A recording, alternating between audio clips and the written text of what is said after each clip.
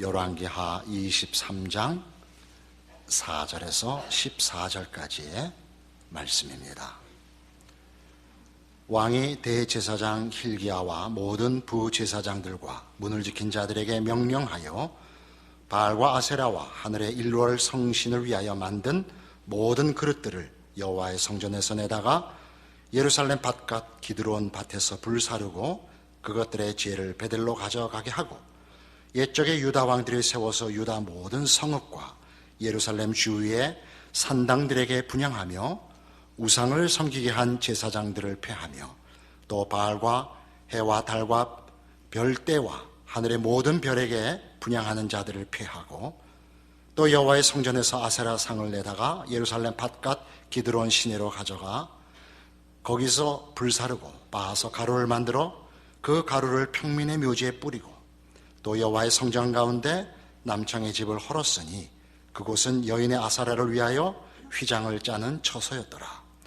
또 유다 각 성읍에서 모든 제사장을 불러오고 또 제사장이 분향하던 산당을 게바에서부터 브엘세바까지 더럽게 하고 또 성문의 상당들을 헐어버렸으니 이 산당들은 그 성읍의 지도자 여호수아의 대문 어기 곧 성문 왼쪽에 있었더라.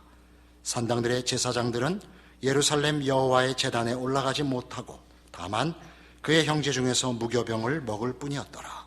왕이 또 흰놈의 아들 골짜기에 도벳을 더럽게 하여 어떤 사람도 몰록에게 드리기 위하여 자기의 자녀를 불러 지나가지 못하게 하고 또 유다 여러 왕이 태양을 위하여 드린 말들을 제하여 버렸으니 이 말들은 여호와의 성전으로 들어가는 곳의 근처 네시 나단멜렉의 집 곁에 있던 것이며 또 태양 수레를 불사르고 유다 여러 왕이 아하스의 다락 지방에 세운 제단들과 므낫세가 여호와의 성전 두 마당에 세운 제단들을 왕이 다 헐고 거기서 빠내려서 그것들의 가루를 기드론 시내에 쏟아버리고 또 예루살렘 앞 멸망의 산 오른쪽에 세운 산당들을 왕이 더럽게 하였으니 이는 옛적에 이스라엘 왕 솔로몬이 시돈 사람의 가증한 아스타롯과 모압 사람의 가증한 그무스와 암몬 자손의 가증한 밀곰을 위하여 세웠던 것이며 왕이 또 석상을 깨뜨리며 아세라 목상들을 찢고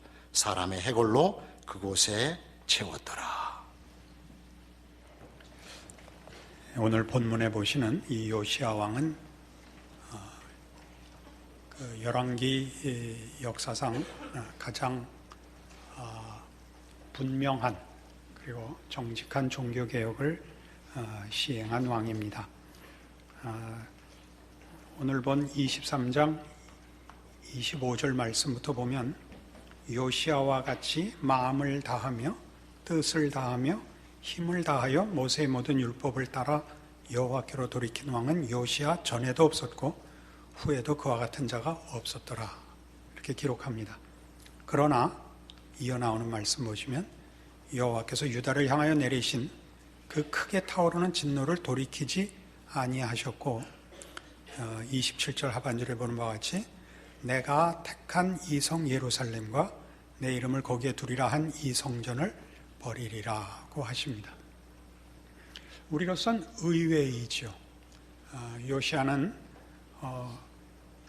다윗 이후 최고의 선왕이요 하나님의 뜻에 온전히 순종하여 많은 개혁을 이룬 왕입니다. 그럼에도 불구하고 하나님께서 이 남왕조 유다를 결국은 물리치시고 심판하시겠다라고 말씀하시는 겁니다.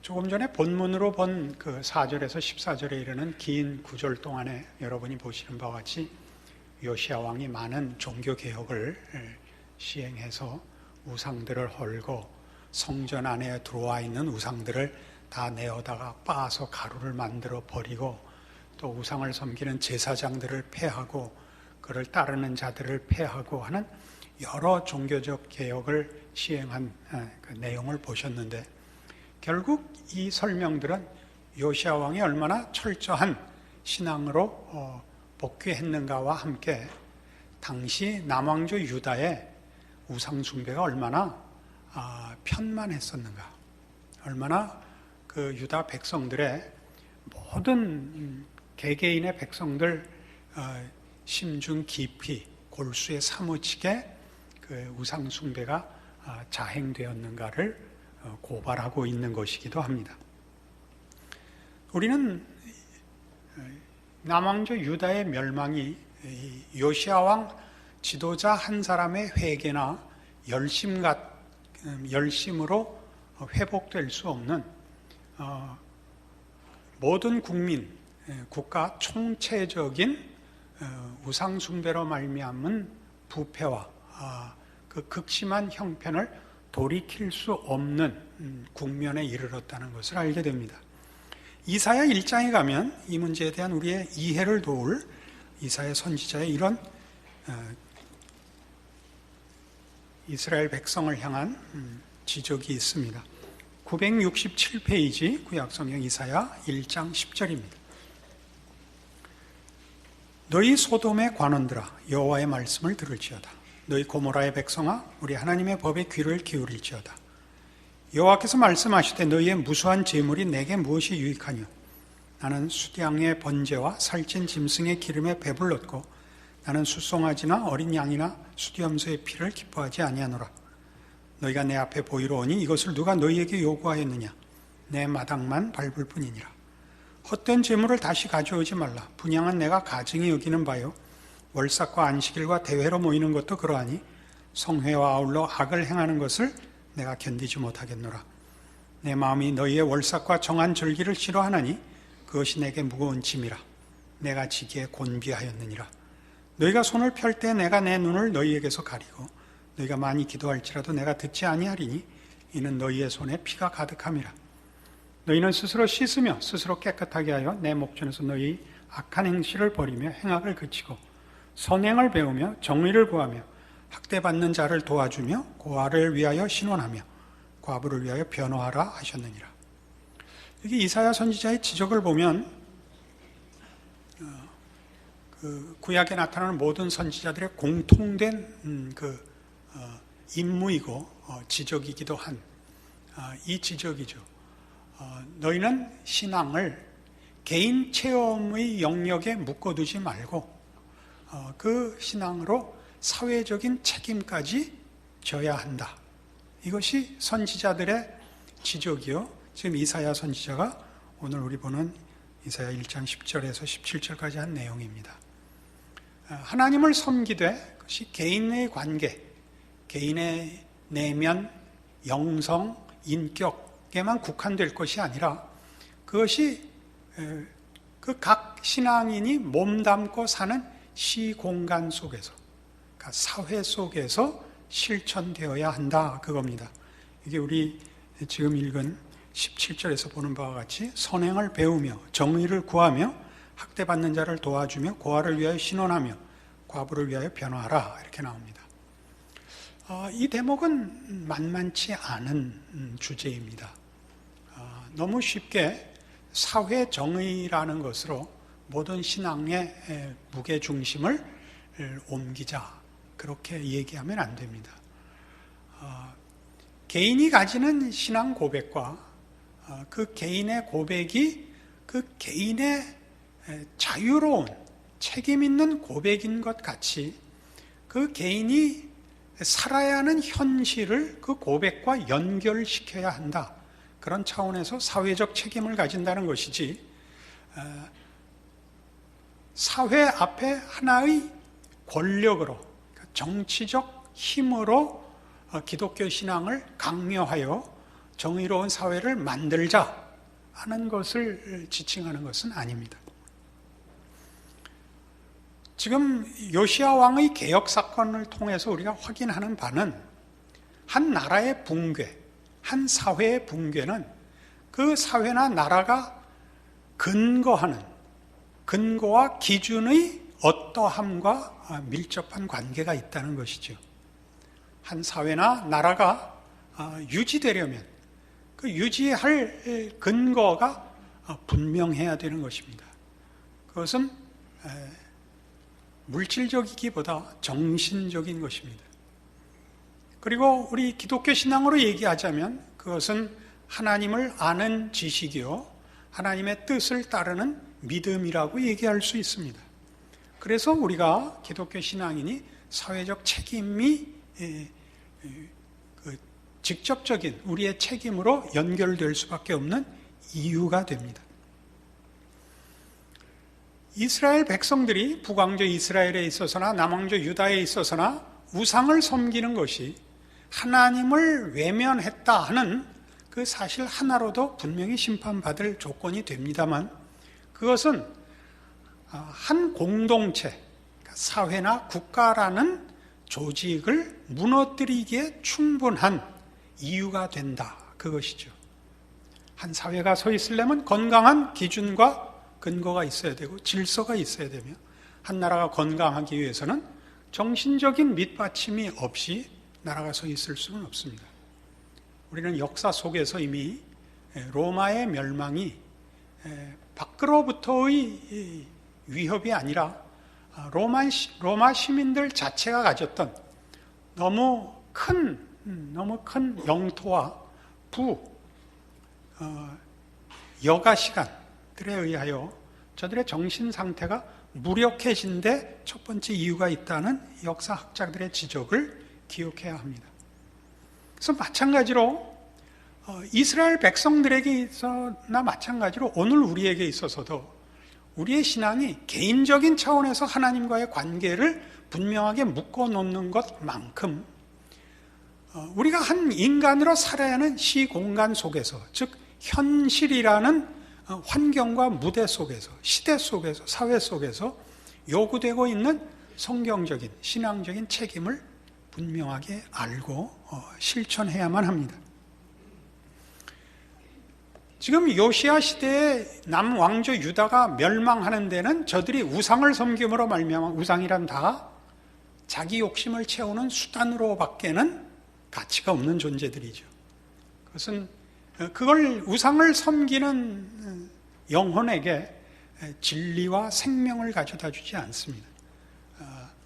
하나의 개인의 영혼을 위해서나 그들이 몸담고 살고 있는 사회를 건강하게 지탱시킬 아무런 힘도 갖고 있지 못합니다. 자연히 나라는, 그 사회는 파멸하고 붕괴될 수밖에 없습니다.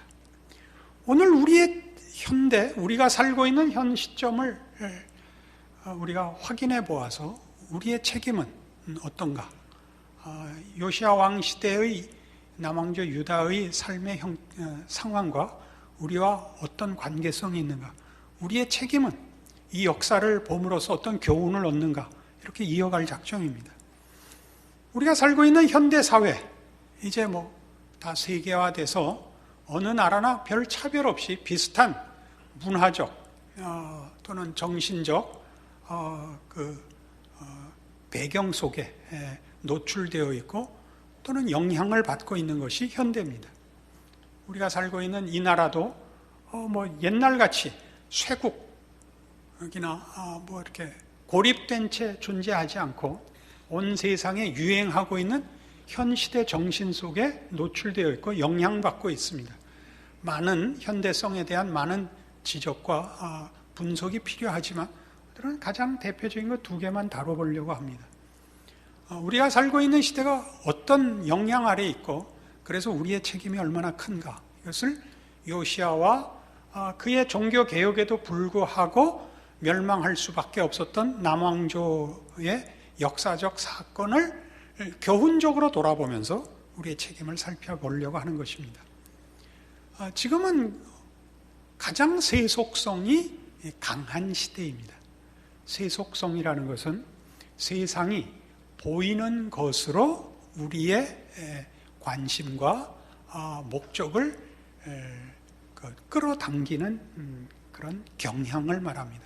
그런 세력이지요. 길게는 한 개인이 태어나서 죽을 때까지가 가장 중요하다고 우리를 위협하는 정신이고, 짧게는 매일매일의 삶 속에서 지금, 여기라는 순간성을 강조하는 정신입니다. 이 정신이 얼마나 강한지 우리는 목적을 이 세속성 때문에 놓치고 있다는 걸 느끼지 못합니다. 지금이 가장 시급하고 가장 중요한 때라서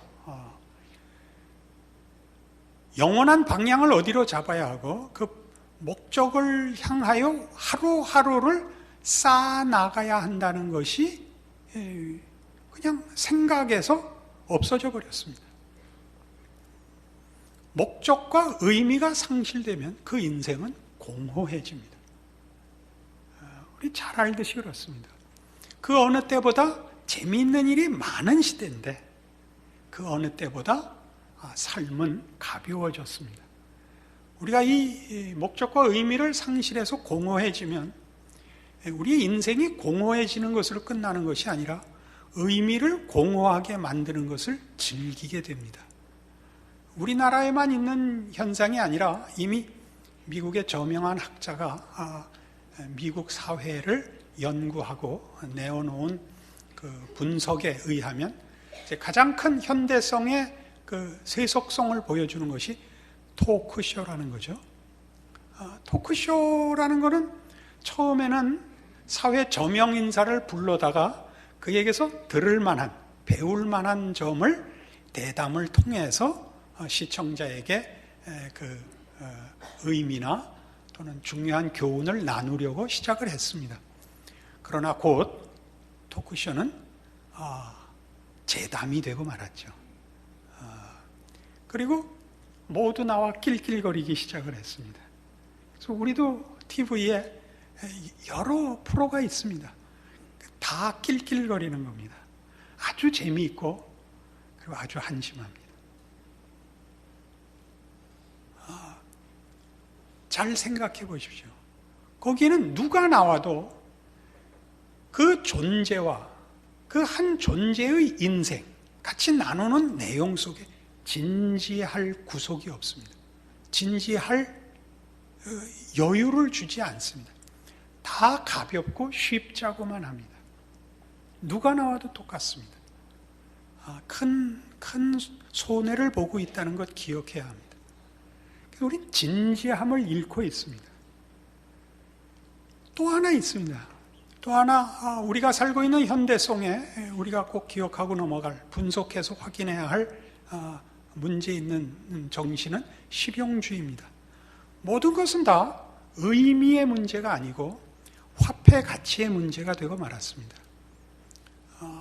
사실 도덕이나 성품, 인격 같은 것은 돈으로 환산할 수 없는 가치들임에도 불구하고 지금 뭐든지 다 돈입니다.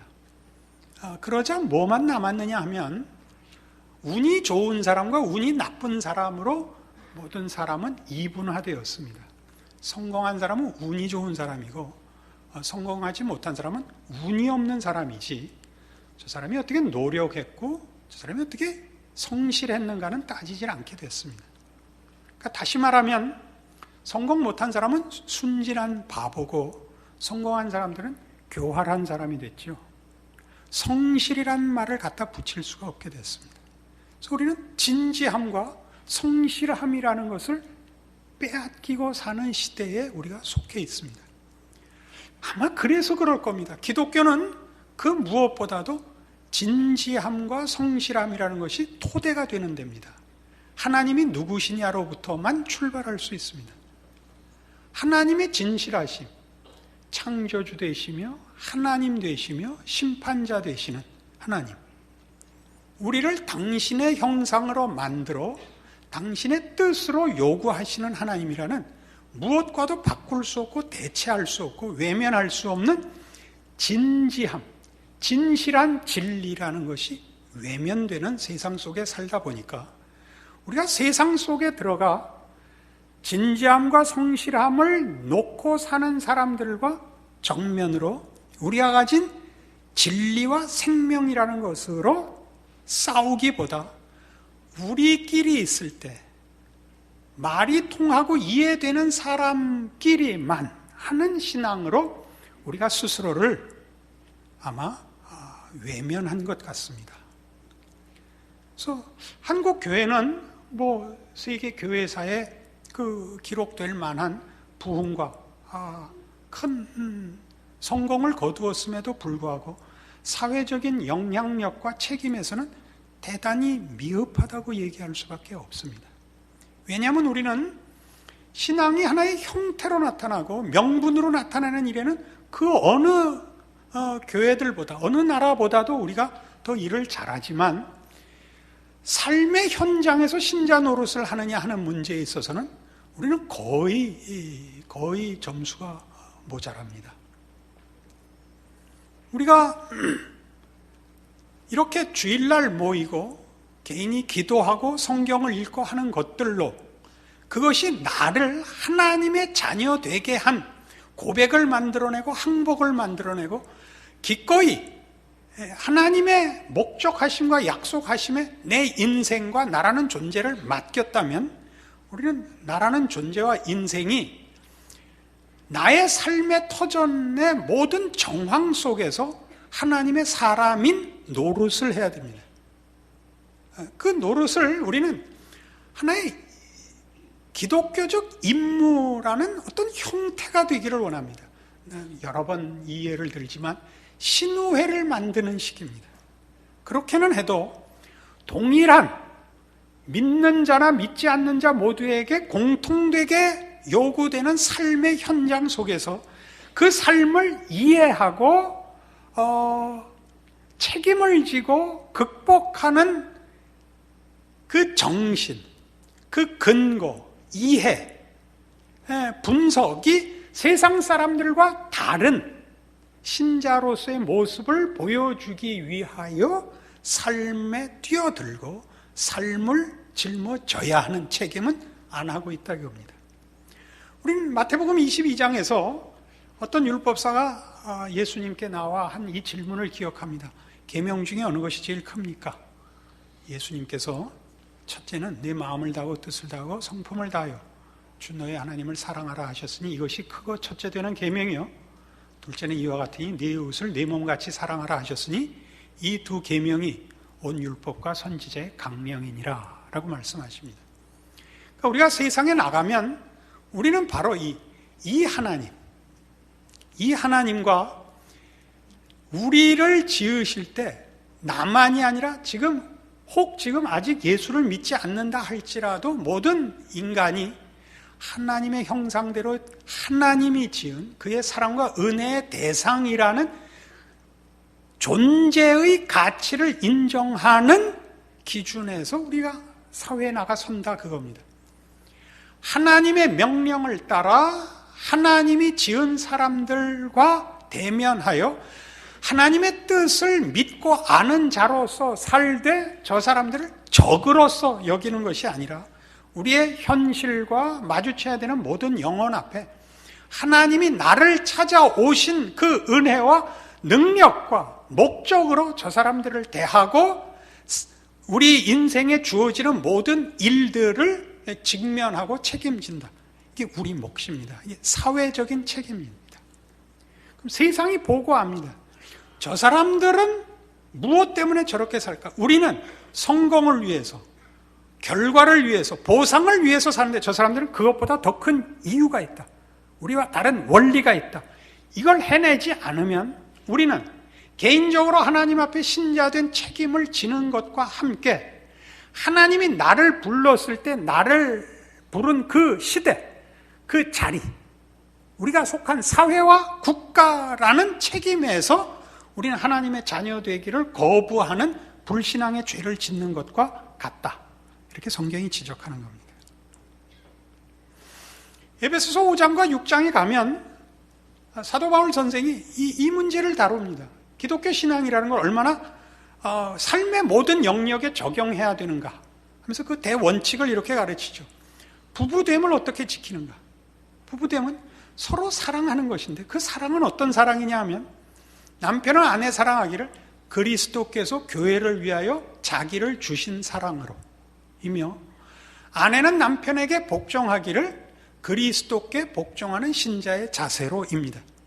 그러니까 부부는 개인이 가지는 열심이나 개인이 가지는 헌신이라는 최고의 정성을 가지고 부부를 하는 것이 아니라 하나님이 짝지어 주셨고 믿음으로 살라고 한 그리스도께서 교회를 사랑한 것 같이 그리스도 앞에 순종하는 교회 같이 믿음이라는 차원에서 부부됨을 지켜냅니다.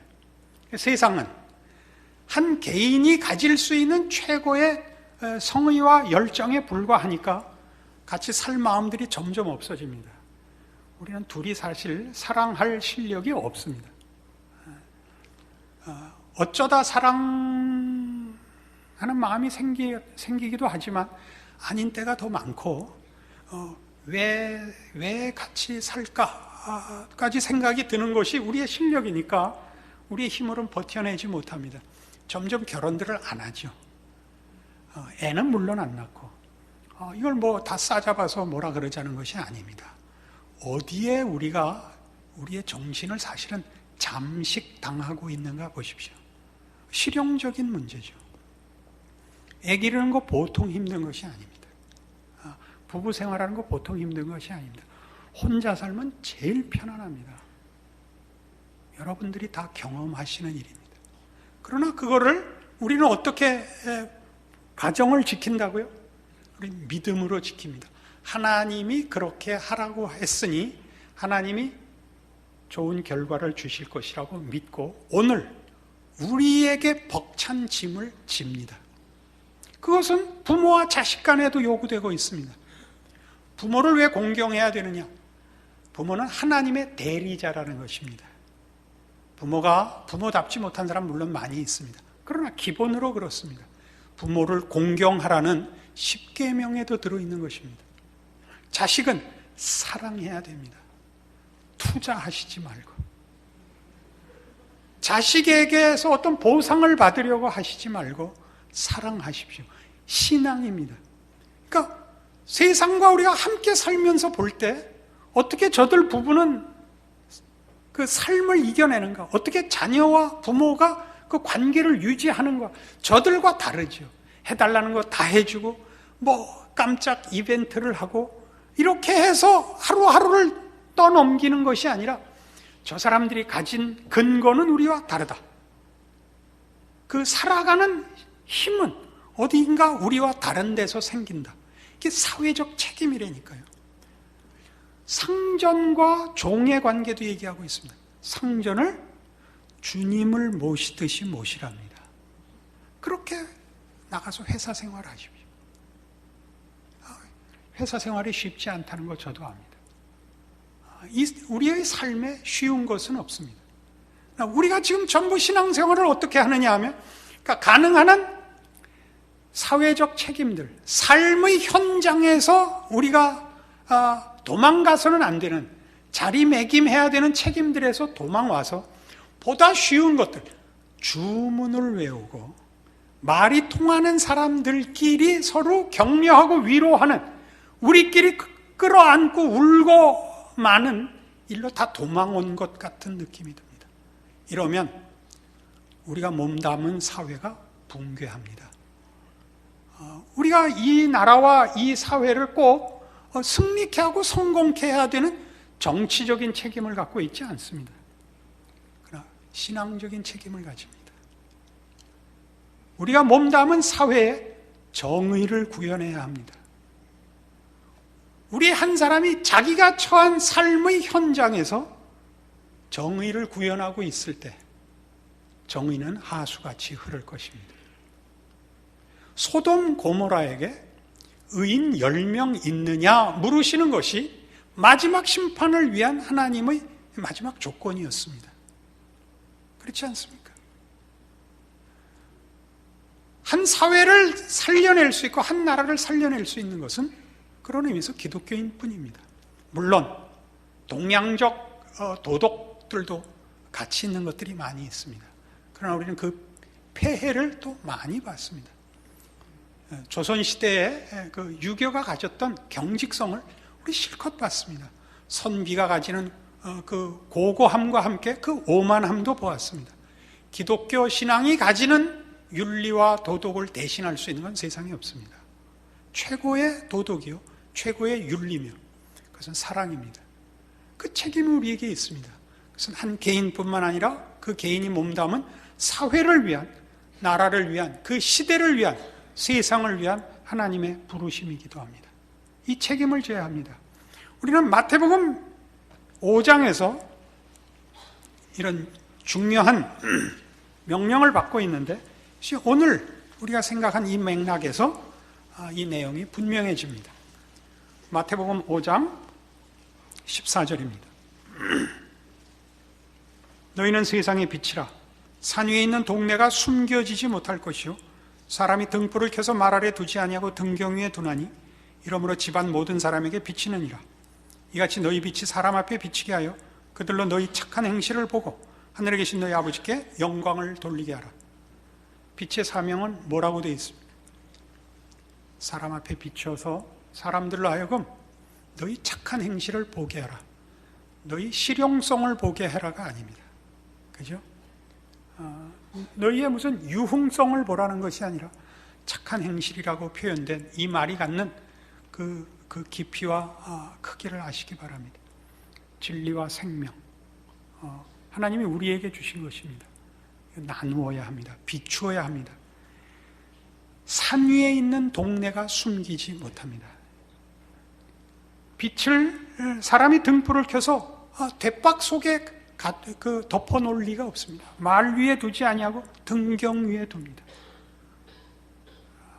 이렇게 크게 얘기할 수 있는지 모르겠습니다만 한국 기독교는 세상에 빛이 되지는 않고 있습니다. 언젠가 예를 들었던 대로 가로등길이 모여 있는 것 같습니다. 띄엄띄엄 한 50m 간격으로 25m 간격인가요? 그렇게 서 있으셔야 됩니다. 여러분들이 돌아가 내일부터 시작될 사회생활 속에서 여러분들의 직장, 여러분들이 살고 있는 삶의 터전에서 만나야 하는 이웃들 앞에서 여러분들은 신자여야 합니다. 하나님이 누구신가를 알고 하나님이 우리에게 어떤 분인가를 아는 근거와 기준 위에서 여러분들의 삶을 기독교 신앙의 윤리와 질서 위에서 그 짐을 지십시오. 그 책임을 외면하지 마십시오. 하나님이 여러분과 함께 하사 여러분의 생애를 통하여 하나님 영광 받으시며 이 사회와 시대 앞에 은혜를 베푸실 것입니다. 기도하십시다.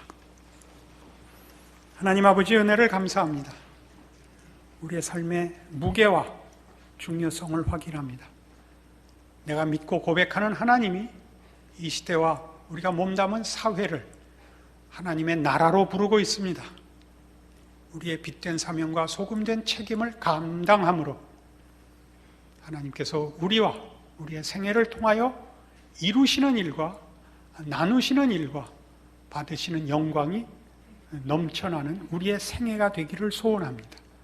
우리의 눈을 밝히시고 오늘 말씀을 근거로 하여 더 많이 엎드려 기도하고 순종하게 하여 주시옵소서.